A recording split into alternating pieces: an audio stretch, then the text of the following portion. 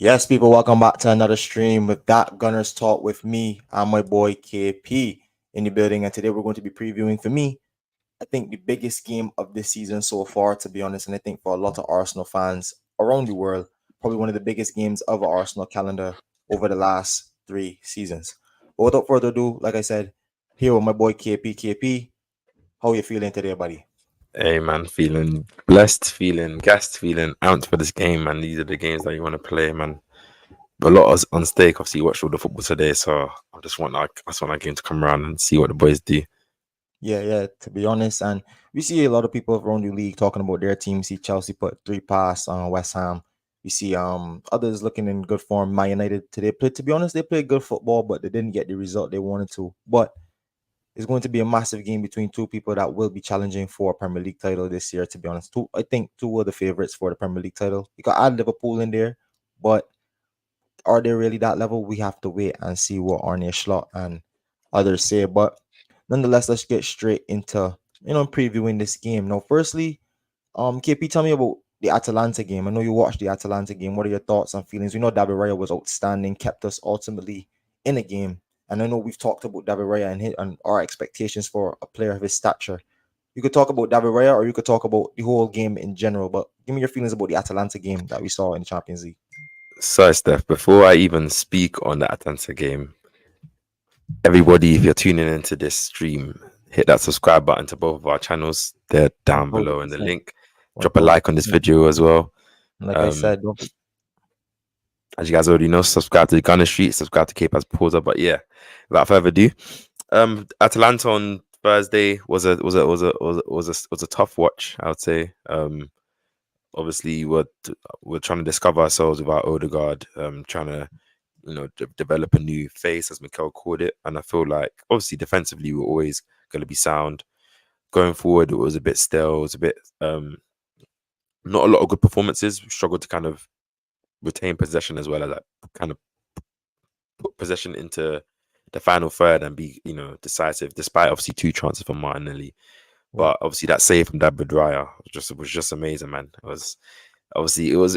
I think when I saw that the VR, I was checking, and it was quite a long while before the penalty was actually taken from when it was awarded. Obviously, Raya had gone to speak to the goalkeeping coach. I was like, do you know what? He can save this. He can save this.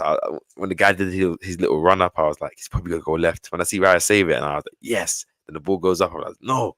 Then the voice say like, yes. Then I was just, yeah, do you know what I mean? I was like, this guy's just crazy. This guy's on form, man. And Steph, you said it, man, in our predictions video for the season. You're like unsung hero, but maybe that's even an understatement for his thing. He's the sung hero. He's the player of the season, really. To be fair, To be and honest. he's proven that quality. And I think obviously just having him knowing that he's like the main number one, he doesn't have to worry about potential competing with Ramsdale. And obviously one season in, he's settled in. You can see the quality in that keeper, man. Quality. Yeah, and I agree with you, KP. And I remember last season when everyone was talking about Ramsdale or Ryan having that long debate, long-winded debate. I was one of the ones saying, back the manager, trust that he made the right decision with David Raya, to be honest. I wasn't really, not I wasn't too much in love with Aaron Ramsdale. I love Aaron Ramsdale for some of the performances he gave us over the 2 seasons he was with us, over the 2 or 3 seasons he was with us. But Yeah. I instantly saw the development and what Raya could bring to this team. And I think over time, especially we've seen it at the back end of last season, how he's grown into having wearing that Arsenal shirt as Arsenal's number one, to be honest, and having that confidence. I know he's knowing he's the outright number one. I think, to Yeah. be honest, unsung hero no is an understatement for David Raya. He's actually grown into be probably arguably one of the best goalkeepers in the world. And I think that's a big conversation that's been going around football, Twitter and football spaces around the world. I'm making a video coming up about David Raya and really looking in and comparing his stats to other elite goalkeepers around the world. And I'll tell you for right now, with the research I found, he's not far off. He's not He's not far off, far man. off. I think And his safe his safe percentage is like somewhere in like some stupid bro, like his save percentage this season alone is yeah, like 93%. 90%. So like I've seen It's something like that. outrageous. Outrageous. But think about it like this. If you had a goalkeeper who was saving a goal every single game, if you had not a goalkeeper that's saving a goal every single, if you had a striker who was scoring a goal every single game, we would be calling him one of the best or most informed strikers in world football. So Yeah, just to have a player like this who keeps out goals, literal goals every single game for us and keeps us undefeated. Hey man, it kind of have asked for more from a player like David Raya. But without rambling, we're going to need David Raya for the massive game against Manchester City. Now, going into this game against Manchester City, we're actually undefeated against Manchester City in the last 3 times we played them in the Community Shield and both times in the league last season, and even pulling out a 1-0 victory at the Emirates last season. And I think in that run, we have played them at the Etihad.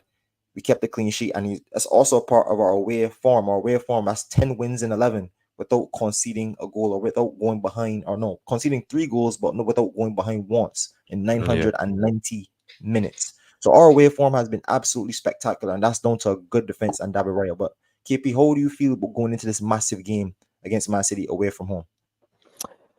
I feel good, man. Like it's not like these big games, like they don't really. I'm not. I'm going into them more to see how we perform against the particular type of team, how we can try to win the game. I'm not going there like fearful that we're going to lose a game. Obviously, we have a team now, and obviously defensively, our team is quality as a unit as well as the individuals like Raya, like Gabriel Saliba, Declan Rice in there. So like I'm going to this game like off the back of last season, we were undefeated against them. Community Shield, obviously 1-0 at the Emirates and a 0-0 draw, which I think sometimes obviously we had, I think it was 27% possession in that game, but despite that we still had a few chances and a few openings. It's interesting. Obviously City are quality team, but we had more chances than them. And even in the Emirates game we had a bit more chances than them as well. Like it's interesting to see and like how we perform, and I feel like it's funny because I remember the Community Shield that the game was a bit more balanced in terms of possession, in terms of chances. Obviously, when they came to Emirates, again, the game was a bit more balanced in terms of possession. City, we had more chances. Obviously, at Etihad, we gave them the ball and we wanted to be compact. I don't know if that's because I was looking at the lineup that day, and I remember Kivio was starting left back, or Martinelli didn't start. Jesus started left wing. It was an Yeah. interesting team. Jorginho, Odegaard, and Rice was a strong team, but that's where I'm at. But here, I kind of feel like we can win, and I kind of want us to win. Like I can't lie to you, Steph. I'll just be real. Like I'll take a draw. In terms of if we do get a draw, I think that'll be a good point because we'll only still be 2 points behind City after the difficult away fixtures we've had in this like first 5 games. It will to come out of it with a draw, 2 points behind City will be good going into that running. But I kind of want that win, even if it's just a 1-0 smash and grab type or 1-0 early goal and sit. But I don't care. Like a win will be so good because 1, it will put us top of the league.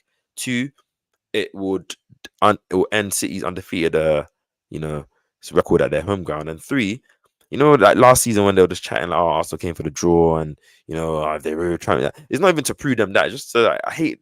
Just shut up. Like, do you know what I mean? Like I said, I don't like those narratives because Liverpool won the league title and they never beat Man City at their home ground. Same thing, Man City won a whole lot of titles when they were playing against Liverpool and never went to Anfield and won either.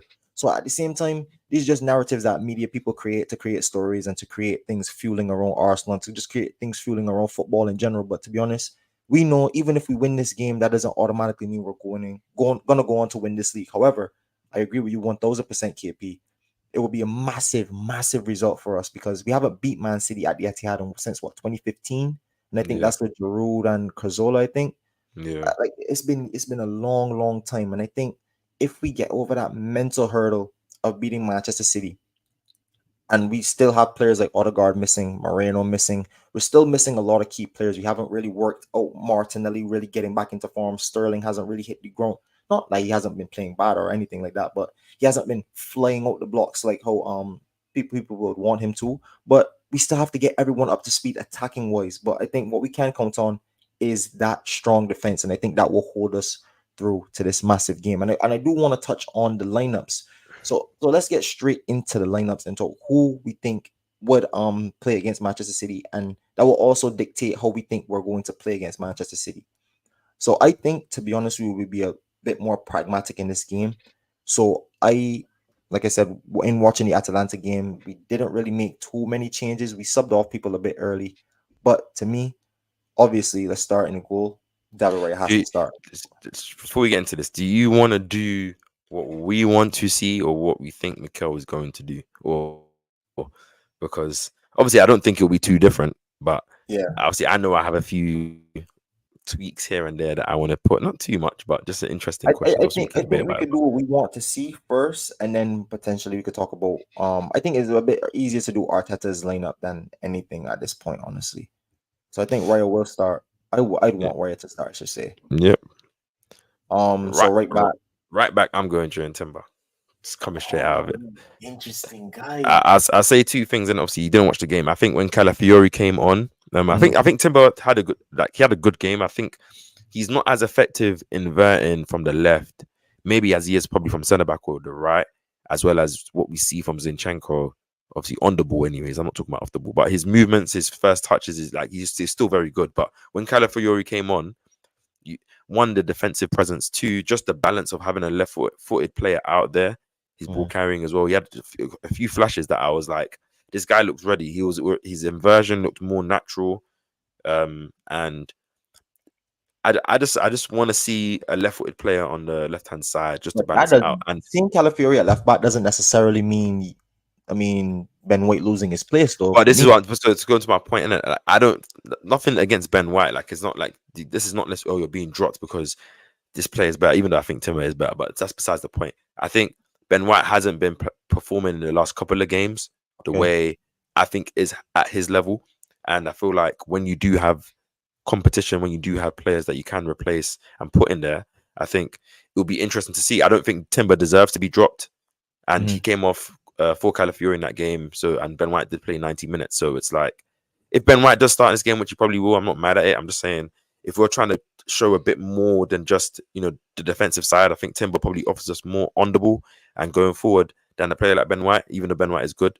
And I think Calafiori restores that balance to the left hand side, which may be able to unlock Martinelli, which we will get into. So I would go Ben White, but I'm sorry, I would go Timber, but it's up to you. What do you think? To be honest, I'd probably go Ben White just due to the fact that I think then Ben White hasn't really done anything to lose his place. No, yeah, I know. Yes, he hasn't been playing too good over these last couple of games, but like I said, defensively, he's still a presence. He's still a character that we need, and a very physical and strong character mentally. Not saying Timber isn't. I'm not saying Calafiori isn't. I think all three of those guys could always come into this team and shift around and move around if need be.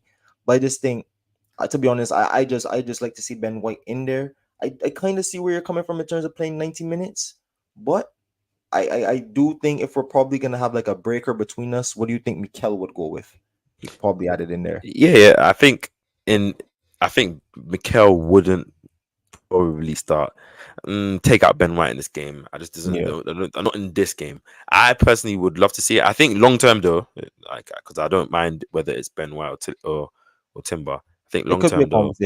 1,000%. So who starts left back for you then? Like before we know who the centre backs are going to be. I'll just throw them in. Left back, I think it might be Calafiori because I think, to be honest, he's been biding his time. He's been waiting, and like you said, in the cameos we've seen from Calafiori, his inverting looks natural. He looks like a good inverter of the ball. He also gives us exactly what we have in Ben White on the opposite side, and I think that's probably the reason he might go with a very tall, physical back line to combat a player like Erling Haaland on the counter and De Bruyne looking to run in behind with Gundogan. Very mobile, strong defenders who are going to keep and protect not only that back line from David Raya, but also help us going forward. And I think Calafiori might start at left back. Okay, so I would go with Timber just to let you guys know. Obviously, Steph goes with Ben White, but we both probably think Mikel will start with Ben White. I would also start Calafiori in this game. I just wouldn't drop Timber because I feel like he would give us something a bit more in those pockets going forward, a bit more, But I don't mind White or Timber starting. Before we get into the midfield, just drop a like on this video, guys. Drop a comment as well. Who would you start so far? Would you agree with any of the starting lineup, or would you make a change? Add Timber, not start Timber. Calafiori, or would you have a surprise show and take Gabriel or Saliba? Who knows? We might be a wayward fan. No chance. If you're one of those fans, don't comment. I'm joking. But yeah, going into the midfield now. I think we know Declan Rice is going to start. Yes, we know that. I definitely put Declan Rice in the team. To be honest, coming back from international break, missed obviously the Tottenham Hotspur game. He didn't really have too much of a good game against Atalanta from what I saw.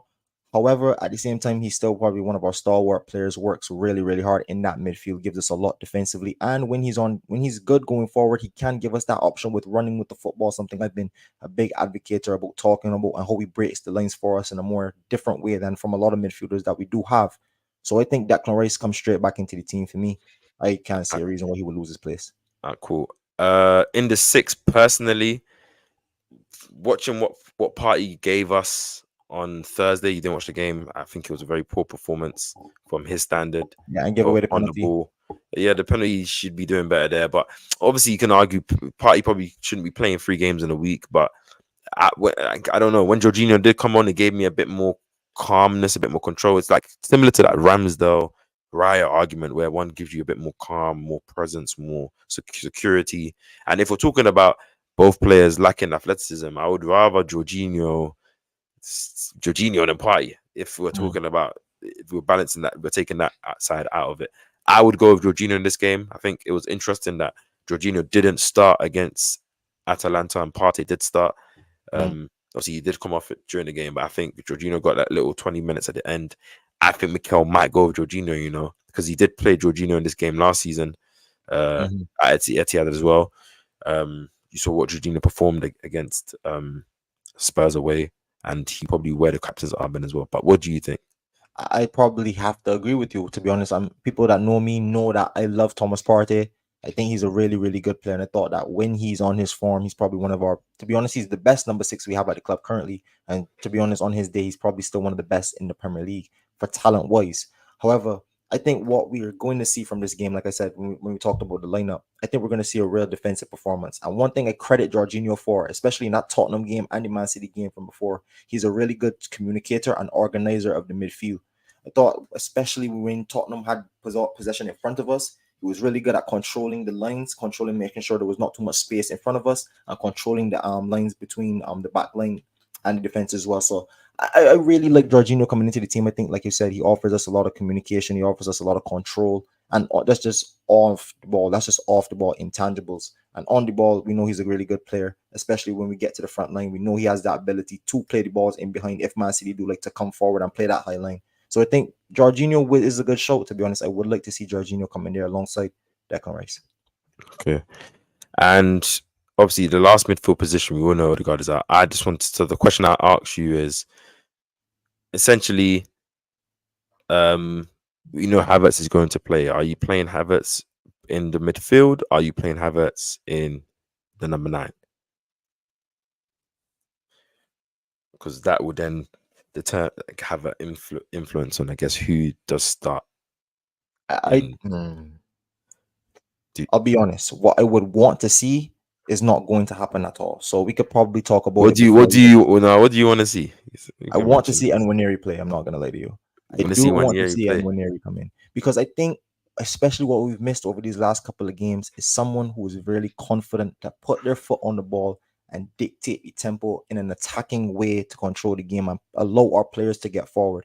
For example, I think what Saka has been missing is someone to link up with him on the right-hand side more consistently and play balls in behind and link up with him. Just, because Saka likes to play like that, likes to work with his midfielder and likes to make runs off of him, and then allows him to open up his game, allows it to be a bit more dynamic.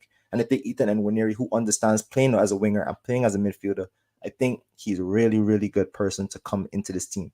However, just due to the magnitude of this game, I do not think Nwaneri will play. I think Kai Havertz will start at the second 8 position. That's what I think will happen. What I want to see, I would like to see Nwaneri become in, because at this point, why not? I don't think why we lose the game is probably going to be down to Nwaneri. I back our defense and our goalkeeper that much that I trust bringing in Nwaneri to help us get the goal to ultimately win the game.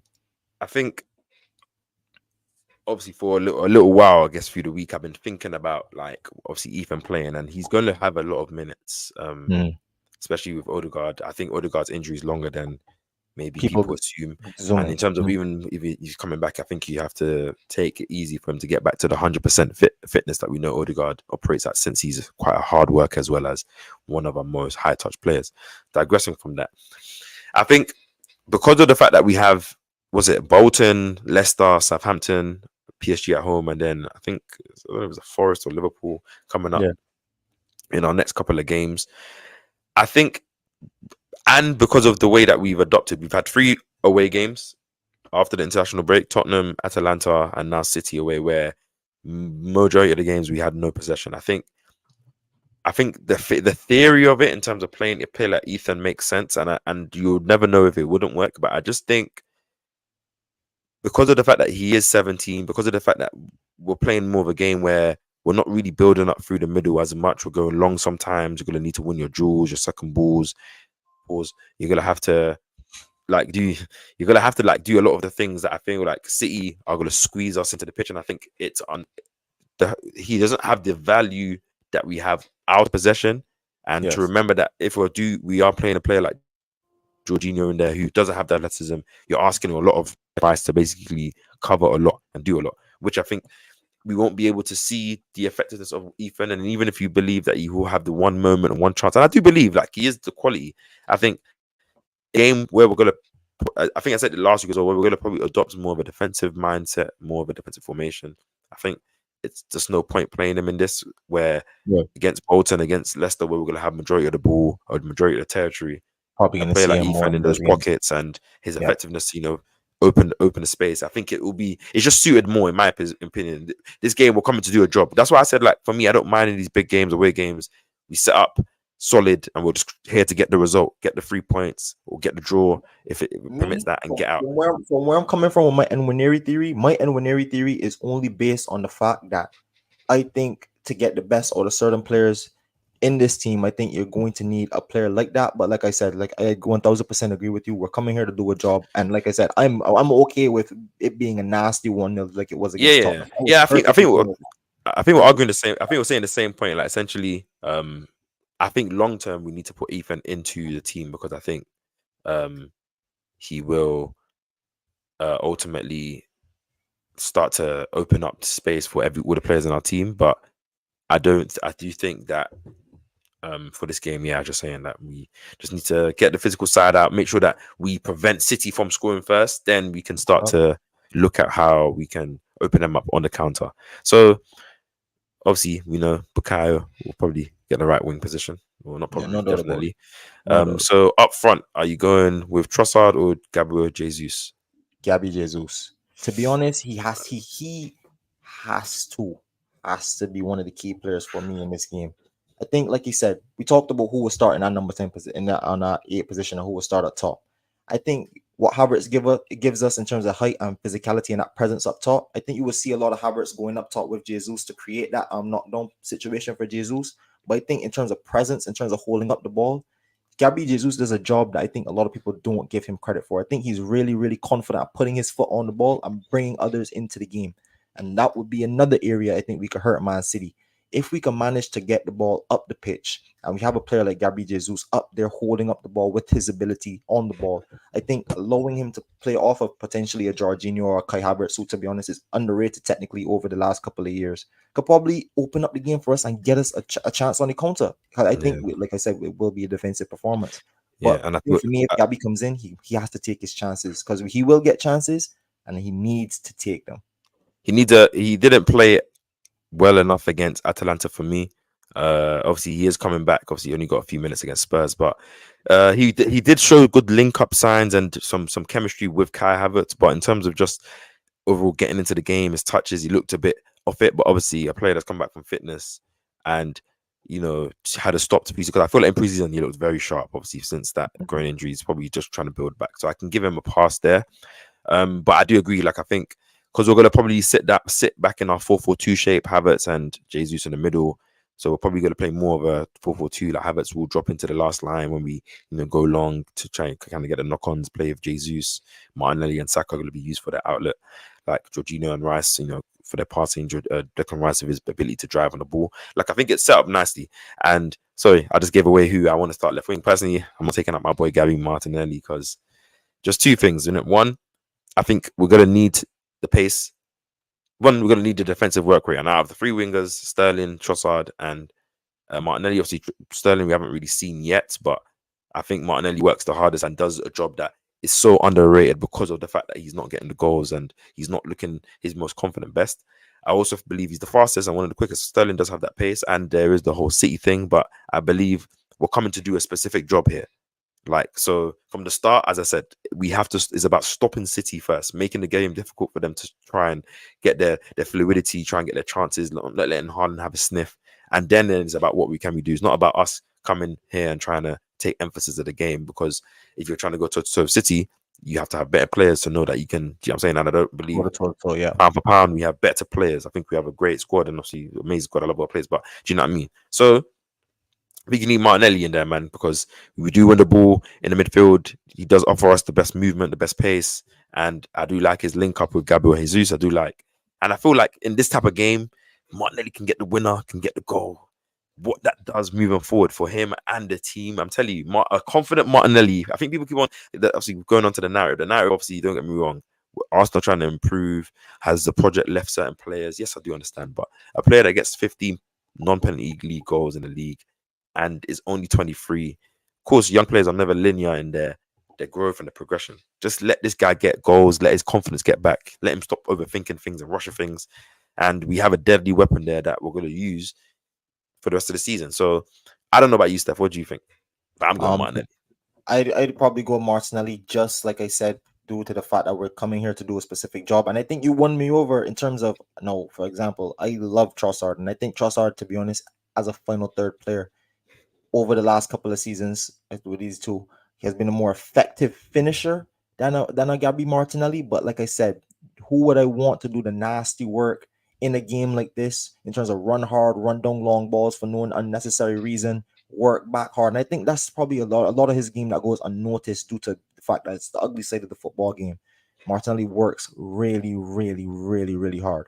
And I think to ask a player to work hard defensively and work hard on the wing offensively, it's a big ask, especially playing week after week. But that's what you get when you play top level football. And I'm not trying to on. excuse him. I feel like people always feel like I'm glazing over him. Obviously, I've made my video on my channel about Martinelli and what I believe. Like, I feel like you have to consider these factors. Like, he has he's been having a right-footed right back, right-footed right centre mid, and he's a right footer. They're all coming in to the same angles. Where we bought Calafiori, did buy Marino to fix that left hand side. They were bought to be stars, which would have, because I feel like there's not enough balance on our team. We have a lot of right footers right now, which obviously which limits the angles. Obviously, when we're building up, naturally these players are going to take their touch inside. They're not both footed or ambidextrous players. Once you insert Calafiori, even just for this game, you'll see the balance improve a bit better. Declan Rice can have an underlap, Calafiori can overlap, and then Martinelli has players that are taking the markers away, so he has a bit more space as well as passes. So if we're going for this team, I think this team's strong. Sorry, my bad. I think this, and I think I will also add about Martinelli is too. We've seen, I can't remember who it was against. I keep bringing up this goal where Jorginho assists Martinelli that pass over the top. It was very similar to the chance he missed against Atalanta, where Sterling a very similar chance. I think Martinelli's pace in behind would be another key for us in this game. And I just hope, like I said, it's all about taking the chances, because he takes that chance against Atalanta. We're looking at a different Martinelli. He takes that chance against Spurs, because that chance, it was at least that was on target, but it wasn't powerful at all. If he takes that chance, the chance against Atalanta, he scores, in my opinion. And then we're talking about 2-2. Can Martinelli get the winner against City? And then, do you know what I mean? Oh my God, all this narrative is gone, isn't it? But the narrative is out there, KP, and I would push up for devil's advocate, just for devil's advocate's sake. What happens to a player like Trossard, who, to be honest, in his opinion, is thinking, well, every time I play, I'm scoring or I'm proving myself to be one of the best in the team. Why can't I get a start in this team? What would your argument be against Trossard? My argument is, obviously, it's the same thing with the Ranieri, same thing maybe with the Calafiori. It's just, we're playing free. We have unlucky fixture list where we have 3 tough away games against teams that we, 2 in the Premier League, 1 in the Champions League. We can't afford to lose. Can't afford to lose any ground to destroy our momentum. And given where we're gonna be defending a lot off the ball, we need our best players that are gonna do that job. At the end of the day, like the argument to play Ranieri is there to see. Again on Thursday we needed a player that could have been a bit more creative, just taken a bit of time just to relax and play a nice pass. But at the same time, the pressure that they were putting us under when they were on the ball as well. It's just one of those ones. And we see Trossard doesn't start well. I always say this. Like, I think even last season, and it's not me hating because I feel like it's just calling just observations in it. Like for example, last season I don't think Odegaard started well in the first half of the season, and he ended the season amazingly. Like it's just you can call a spade. I think Trossard didn't necessarily play well in the games that he started in that run in, but he was always the one to score the goals, which ultimately, end of the day, either won us the game or contributed to us winning the game. Which that's what matters at the end of the day, especially in the running. I don't care about how people perform. Hey, if you're scoring and you're making us win, that's what matters. But the truth of the matter is, he wasn't like he was performing outstanding in all these games. You can't remember how many times he beat his man and done this and that. Like I think that game against Aston Villa this season was probably Trossard's best performance in an Arsenal shirt, and that came this season. Off Do the you know what I bench. mean? And that came also off the bench when he played against Brighton. You can't like he wasn't well. He wasn't good. Like, do you know what I mean? I'm not saying that Martinelli is much better than Trossard from the start. I just think Martinelli offers us more from a collective in both ways. And even when he's not playing well, the fact that he can run behind, he can stretch, he does have that pace, he does have that outlet. It's great for me. And with Sterling, so I just want to touch on, because we're still touching on Trossard before I even change the topic from Trossard. Is there any argument for Trossard to get in the midfield potentially with Gabriel Jesus probably missing out and Havertz playing the 9? Yeah, I'm not mad at that. If Mikel wants to put Trossard in the 10, I think when Trossard did come on as well against Atalanta, I think he did show some nice touches in the pockets. It looked like a little regen of Santi Cazorla, a little bit like when I was watching. I had to, rub my eyes a bit and say, yeah, are you back, my boy? Like he looked nice, but it's just one of them ones where I just like what Jesus can give us if he's informed, the strength, the ability to carry the ball, the unpredictability. Obviously, as well, yes, the finishing can be a bit frustrating, but it's just that. And I think I would like Kai Havertz to have that presence in the midfield, to win duels, to do his nastiness, and then that unpredictability of moving them back and forth. Jay's used to drop into the pocket sometimes into the 10, while Havertz goes there. Do you know what I mean? My idea. I'm pretty sure you have the same idea. Is there still? And just a quickie touch of Sterling. I don't even talk about it. Just one of them ones where, because of the type of game as well, I would rather him to come on as an impact sub than to start. I don't need him to start, even though he can start and he could probably do a madness. The fact that I know we're going to probably adopt a more off the ball approach. I need someone that's concentrated 24/7. Yeah, I don't think Sterling from the start, to be honest, is a good selection. I think we will see Sterling, like I said, Sterling in the next couple of upcoming games, like you said, against Bolton, Leicester. We will see a lot more Sterling. Yeah. We'll see a lot of more players rested, especially like Martinelli's or Trossard, you might see rested. Or Saka, you never know. But I don't think Sterling is a good selection from the start, just in case, just in terms of like work rate, like we talk about in terms of just up and down, a lot of up and down running we will have to see from Martinelli. Martinelli is gonna have to cover that left hand side with Calafiori, and he's going to have to be our out ball in terms of pace with Jesus up top. So he does a job, man. So it's going to be a real difficult performance. It's going to be a different I'll just end this with, obviously, you guys can see that our lineup, we've gone with David Raya, Ben White, Saliba, Gabriel, Calafiori, Declan Rice, Jorginho, Havertz in midfield, and then Saka, Jesus, and Martinelli, as you guys can see. And really, like, just to end, I feel like when you are in a title race, thank you for your comment, Vazumuzi. He says it's gonna be a 0-0 draw. Hey, I'll take a 0-0 draw. I want to take it before the game, but if that's what it ends at, I don't think it's a bad result for us. I will be very, very pleased with it. I'm not going to be angry at all, because I believe that at the Emirates we'll handle our business. But I think when players are not in form or players are not necessarily performing well, like, I feel everyone has their limitations. I feel like when you're in the title race, when you're gunning for bigger things, everyone's contribution in the team is key.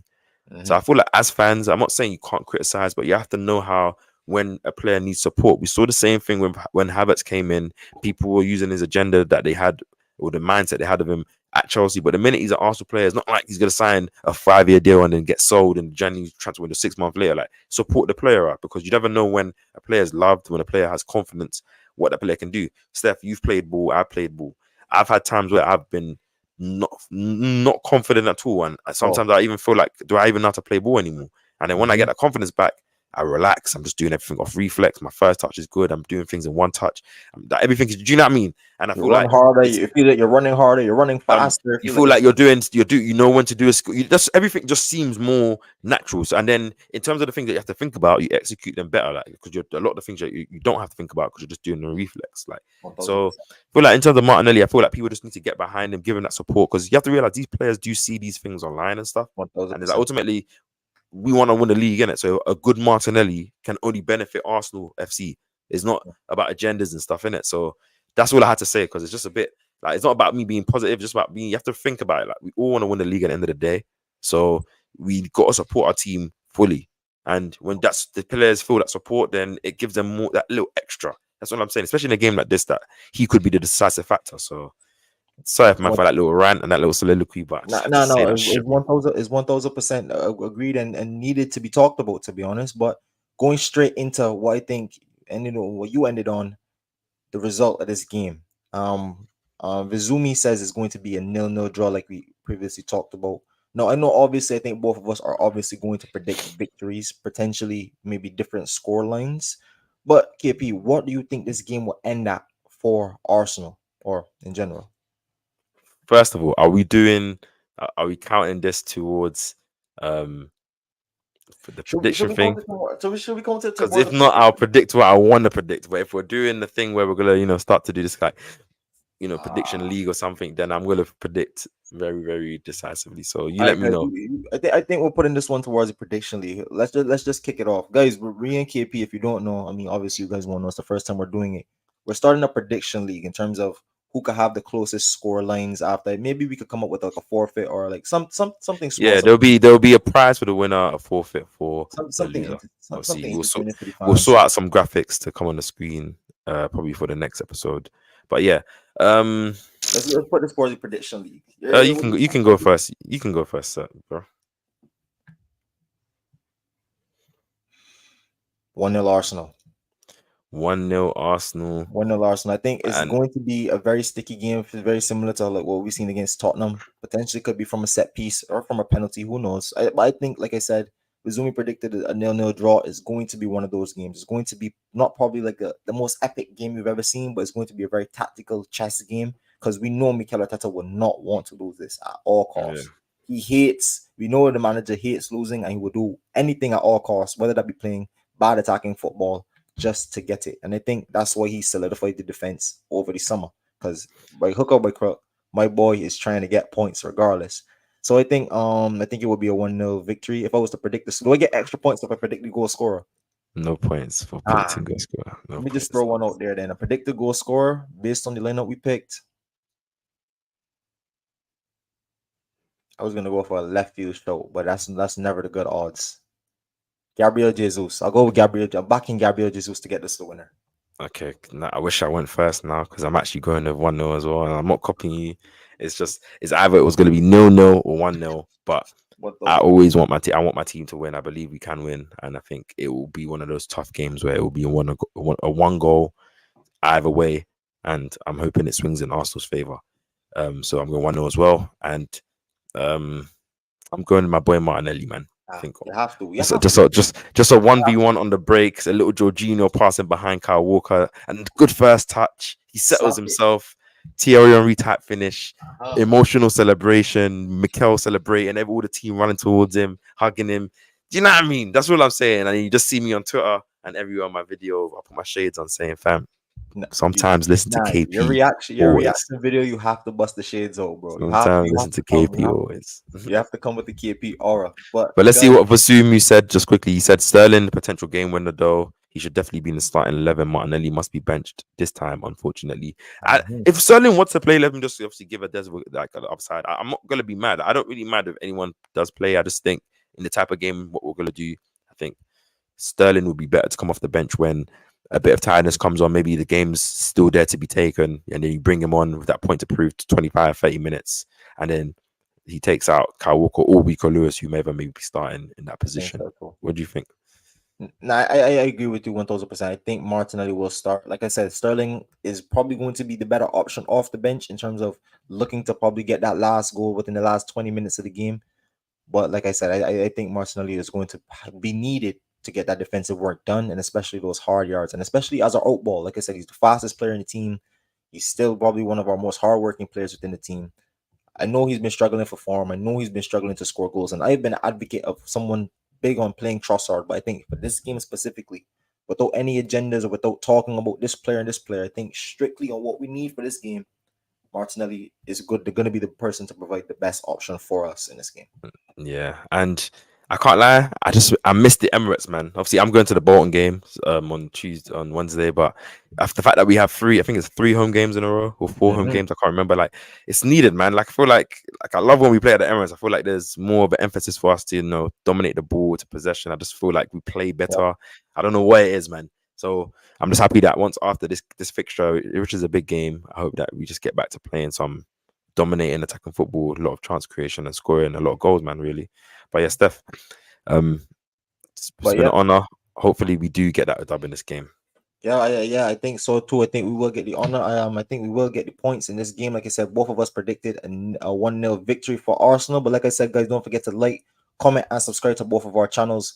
Follow KP, give KP a like. All of our handles are down here in the slide bar. Like I said, don't forget to like, comment, and subscribe. We're on the road to 1,000 subscribers. Both of us. Help us get in there by hit the subscribe button and join and hit the notification bell if you never want to miss any lives from that Gunners Talk. And don't forget to also comment down below your score predictions for this game. And in terms 100%. of our starting lineup, anything would you change, or do you agree, and would you go with that lineup as well? But yeah, Like I said, guys, thank you all for watching. Thank you all for your love and support. And I'll we catch catch you you guys guys in the next on game. the next one. Speak soon. Peace.